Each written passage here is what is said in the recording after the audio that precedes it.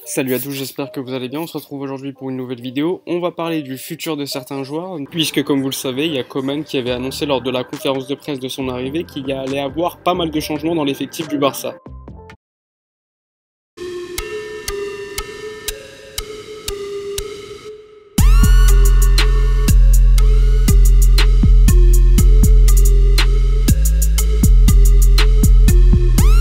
Quand même une révolution au FC Barcelone avec pas mal de joueurs qui devaient partir, des cadres du vestiaire notamment. Mundo Deportivo hier a annoncé que certains joueurs n'allaient pas rester puisque Coman a déjà parlé avec eux, notamment Jordi Alba dont il a dit qu'il allait lui faire confiance pour qu'il retrouve un certain niveau. Le problème avec Jordi Alba c'est que son contrat se termine en 2024 donc c'est un long contrat et donc le Barça n'a pas la possibilité de vouloir déchirer le contrat de Jordi Alba puisque ça coûterait énormément d'argent au club. Donc même si une révolution était voulue par certains dirigeants, malheureusement elle ne sera pas possible pour certains joueurs dont Jordi Alba. Attention, ça ne veut pas dire que le Barça ne va pas chercher un remplaçant à Jordi Alba, puisque le Barça, on le sait, s'intéresse énormément à un joueur comme Gaïa qui est aujourd'hui à Valence. Et puis de toute façon, le Barça, je pense, l'a compris, il y a certains joueurs qui sont déficients au niveau mental, et Jordi Alba fait partie de ces noms. Selon moi, normalement, Jordi Alba n'aurait jamais dû prolonger l'année dernière pour un si long contrat. Il faut se rappeler qu'il a déjà 29 ou 31 ans. Donc aujourd'hui, on se retrouve dans une situation compliquée, on est quasiment obligé de garder Jordi Alba, qui lui n'a pas la décence de vouloir quitter le club. Alors oui, on attendait que Coman arrive au Barça et change énormément de choses, mais concernant Jordi Alba, ça sera pas le cas vraisemblablement. Concernant d'autres joueurs comme Luis Suarez, le Barça veut vendre Luis Suarez, en tout cas même s'il n'arriverait pas à le vendre, ils veulent s'en débarrasser de manière certaine. On sait que Luis Suarez est un cadre du vestiaire, il gagne énormément d'argent, son salaire ça doit être aux alentours de 18-20 millions d'euros net par an. Alors oui, même s'il marque ses buts, en tout cas quand on regarde ses statistiques c'est pas mal, mais il faut pas oublier que le problème de Luis Suarez,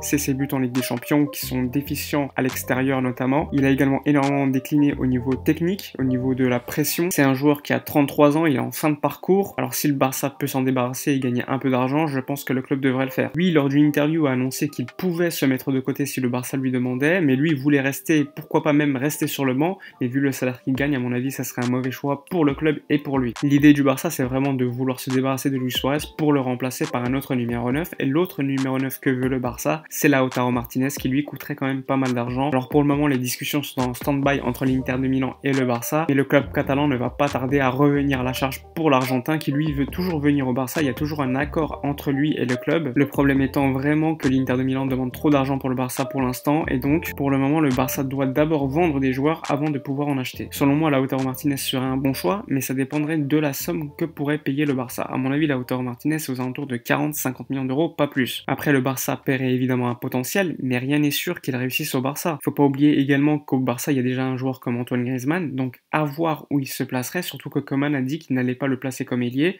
mais qu'il allait le replacer au poste qu'il jouait à l'Atlético Madrid. Et là-bas, il jouait comme un joueur qui assistait le numéro 9, donc on peut se demander au Barça comment il pourrait l'installer. En tout cas, personnellement, je suis assez curieux de voir comment sera géré le cas Lautaro Martinez et le cas Antoine Griezmann. De toute façon, selon moi, si un joueur n'a pas sa place à cause de son profil, il faut tout simplement le vendre. C'était notamment le problème avec Coutinho, lorsqu'il est arrivé au Barça, on ne savait pas si c'était un ailier ou un numéro 8, et donc malheureusement pour lui, il n'arrivait pas à performer au Barça. Alors oui, même si sa première saison n'était pas mal, on s'est vite rendu compte qu'il n'avait pas le niveau, la régularité pour jouer comme ailier ou numéro 8 au FC Barcelone. Et cette saison au Bayern Munich, on l'a vu comme remplaçant de Müller, comme numéro 10, et on a vu que lorsqu'il rentrait, c'était pas fameux non plus. Et malgré ça, le poste de numéro 10 me paraît quand même beaucoup plus adéquat pour Coutinho que le poste de relayeur ou encore d'ailier. Donc on peut se demander si Koeman, qui veut mettre en place un 4-2-3-1, pourrait faire confiance à Coutinho, sachant que le Brésilien, il faut pas l'oublier, c'est la recrue la plus chère de l'histoire du Barça, qu'il a gagné la Ligue des Champions, mais avec le Bayern Munich et pas avec le Barça. Faut pas oublier non plus qu'il a un énorme salaire, c'est aux alentours de 13 millions d'euros net par an, donc une grosse somme à débourser chaque année pour Coutinho, tout en sachant que le Barça pourrait payer un bonus supplémentaire à Liverpool s'il joue 10 matchs supplémentaires sous la tunique Blaugrana. Et quand on connaît le contexte actuel des finances du FC Barcelone, je sais pas si ce serait un bon choix au niveau économique de garder Coutinho, ou encore, même au niveau sportif, c'est pas un joueur qui est fiable à mon avis. Ce n'est pas parce qu'il a été très bon lorsqu'il est rentré contre le Barça en Ligue des Champions qu'il faut le faire revenir d'office. Après évidemment ça dépend de Koeman, peut-être que Koeman veut installer Coutinho dans un certain poste précis qui pourrait le mettre en valeur, mais je vous cache pas quand même que moi personnellement je suis assez réticent à un retour de Coutinho. Il faut pas oublier qu'avec le Bayern Munich il n'a pas été très bon, d'ailleurs les Munichois n'ont pas voulu exercer l'option d'achat qu'ils avaient sur lui, et pas mal de supporters munichois étaient satisfaits de voir que le Barça allait le récupérer. D'ailleurs après la finale de Ligue des Champions qu'il a gagné, il a dit qu'il allait revenir au Barça, qu'il allait travailler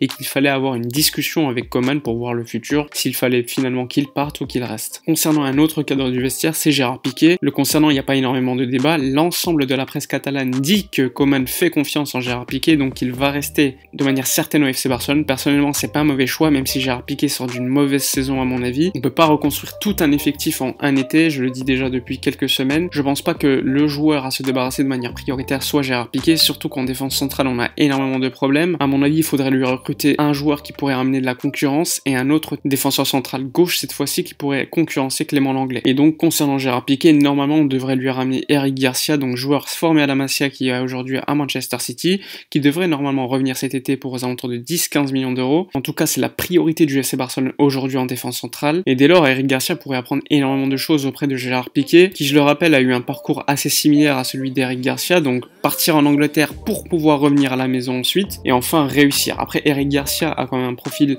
plus ou moins similaire à Gérard Piqué, même si Eric Garcia est selon moi un peu plus rapide, mais il est plus petit, et donc on sait que Gérard Piqué gagne énormément de duels de la tête, et souvent ça nous sauve. Mais ce qui est très intéressant avec Eric Garcia, c'est qu'il compense ses lacunes physiques par l'intelligence de jeu, et selon moi, le recruter pour un prix aussi bas, ça serait un très bon choix de la part du FC Barcelone. Mais bon, comme je l'ai dit, selon moi, ça suffit pas, il faut un autre défenseur central un peu plus fiable que Eric Garcia, qui reste encore aujourd'hui qu'une promesse. Sinon, concernant d'autres joueurs, on a également appris qu'Arturo Vidal était transférable, puisqu'il ne sera pas titulaire l'année prochaine sous Koeman. On sait qu'Arturo Vidal, lui, veut rester, mais qu'en tant que titulaire, et s'il n'est pas titulaire, il va vouloir partir, et donc personnellement, ça me satisfait s'il y a moyen de gagner un peu d'argent sur Arturo Vidal, qui a quand même pas mal staté cette année, mais qui reste selon moi limité aujourd'hui, c'est plus l'Arturo Vidal d'il y a 3-4 ans. Pareil pour Rakitic, qui normalement devrait partir pour le FC Séville. D'ailleurs, encore cette semaine, il y a une polémique suite à une victoire du FC Séville en Europa League, donc la célébration de Rakitic, qui a sauté dans sa piscine pour célébrer avec les Sévillans, alors qu'une semaine avant, on avait perdu 8-2, c'est mal passé auprès des supporters, des socios, etc.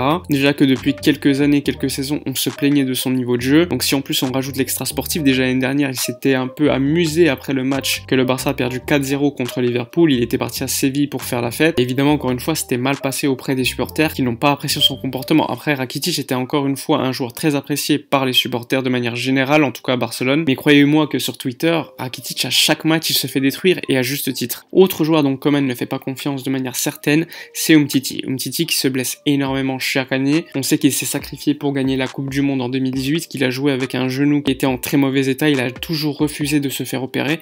Et bien aujourd'hui, ça se paye. Il gagne un salaire quand même de 6 millions d'euros net par an, ce qui représente une dépense aux alentours de 12 millions d'euros bruts chaque année pour le FC Barcelone. Donc assez logiquement, le Barça n'en veut plus. À chaque fois qu'il joue, il est très mauvais ou il se blesse. Donc s'il y a moyen de le vendre ou même de le prêter pour se débarrasser de son salaire, je pense que le Barça accepterait directement. Surtout qu'ils ne lui font plus confiance au niveau de l'hygiène de vie. On en parle peu, mais Samuel Umtiti, ça serait quelqu'un qui sortirait énormément. Puis au Barça, normalement, on peut pas accepter qu'un joueur se blesse autant. Il a refusé de se faire opérer, je sais pas si on s'en rend compte. Malgré son début de saison 2016-2017, puis 2017-2018 à un haut niveau, il n'a pas su retrouver ce niveau et aujourd'hui c'est plus un problème au FC Barcelone qu'autre chose. Enfin bref, pour le moment, c'est les noms dont la presse parle concernant les cadres. Donc si on résume, il n'y a pas énormément de cadres qui devraient partir malheureusement, ce serait pas la révolution attendue, même si certains devraient partir. Concernant Sergio Busquets, il n'y a pas eu encore d'informations, donc on ne sait pas s'il va rester ou s'il va partir. Je pense qu'il va rester au FC Barcelone et devenir un joueur de banc, puisque je pense que Koeman fait confiance à Frenkie de Jong pour jouer dans un double pivot avec Pjanic. D'ailleurs, en parlant de Pjanic, il est revenu à Barcelone et il a chopé le Covid-19. Donc assez logiquement, pour le moment, il est isolé dans sa maison à Barcelone et il ne pourra pas s'entraîner, faire le début d'après-saison avec le club. Enfin bref, c'est la fin de la vidéo, on a fait le tour de l'actualité mercato du FC Barcelone concernant les départs. En tout cas, j'ai préféré évoquer seulement les cadres du vestiaire parce que, à mon avis, c'est ce qui nous intéresse le plus. On s'attend à une révolution et malheureusement, je pense pas qu'il y en aura une. N'oubliez pas, comme d'habitude, à vous abonner à la chaîne, de liker la vidéo si elle vous a plu évidemment, de la partager à vos amis supporters. N'hésitez pas également à me suivre sur mes réseaux sociaux Instagram et Twitter. Moi, je vous dis à la prochaine et d'ici là, comme d'habitude,